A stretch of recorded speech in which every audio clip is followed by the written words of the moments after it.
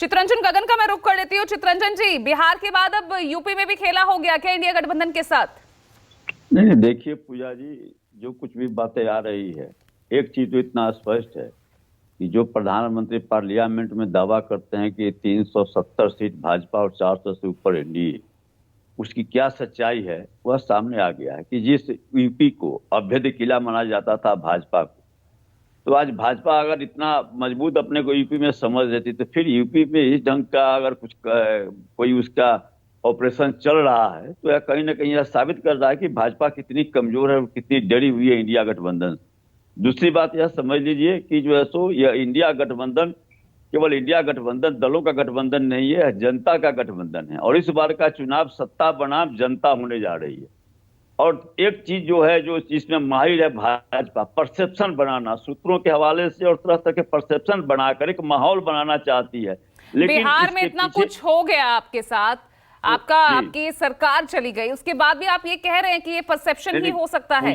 उस वक्त भी आप यही दावे करते रहे थे कि परसेप्शन यहाँ पर बनाया जा रहा है भाजपा की तरफ से, लेकिन हुआ क्या? पूजा जी, बिहार में जो हुआ इसके बाद कई सर्वे आए हैं, हालांकि उन सर्वे पर बहुत हम लोग भरोसा नहीं करते। आपने देखा सर्वे का रिजल्ट क्या आया? आपने देखा कि जो है तो जो घटनाएं घटी जो भी, उसके बाद जनता किसके साथ है। तो जो है सो जो कुछ भी हो रहा है तो कहीं ना कहीं इंडिया गठबंधन के पक्ष में हो रहा है। अब अभी कांग्रेस के भाजपा के पक्ष में कैसे? अगर ये दल आज भी उन्हीं 28 दलों का एक मजबूत गठबंधन होता तो आप ये बात बिल्कुल कह सकते थे। नहीं, भाजपा के प्रवक्ता अभी कह रहे थे कि ममता बनर्जी अलग हो गई। ममता जी कह रही है कि मैं इंडिया गठबंधन के साथ हूं, हर सब कोई जानता है। अब इसको जो है सो भाजपा कह रही है कि अलग हो गई। तो भाजपा जो है सो इस ढंग से एक परसेप्शन बनाती है। देखिए, भाजपा समझ रही है कि देश की जनता उसको नकार चुकी है, देश की जनता उसके साथ नहीं है। इसलिए कहीं ना कहीं कुछ एक कंस्पिरेसी है, खेला होने वाला है।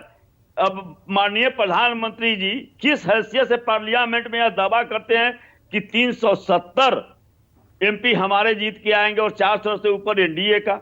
अब यह कहीं ना कहीं यह सवाल खड़ा करता है कि एक परसेप्शन बनाकर कि लोगों के मन में हो कि यहाँ से जो हम हेरा फेरी करें ईवीएम के माध्यम से, और जो इनका जो रवैया है, जैसे चंडीगढ़ में जो पकड़ा गया 2 नंबर से पर्दे के पीछे से आकर सत्ता पर काबिज होने का जो इनका हथकंडा है, उसको एक माहौल बनाकर उसको जस्टिफाई करने का प्रयास। लेकिन नुकसान किसे हो रहा है चित्ररंजन जी? इसका नुकसान कौन उठा रहा है? कहीं नहीं पूजा जी, मैंने कहा इस बार की लड़ाई, इस बार का चुनाव जनता बनाम निरंकुश सत्ता। नीरज, अगर जयंत चौधरी चले गए, कैसे पश्चिमी यूपी को साधेंगे?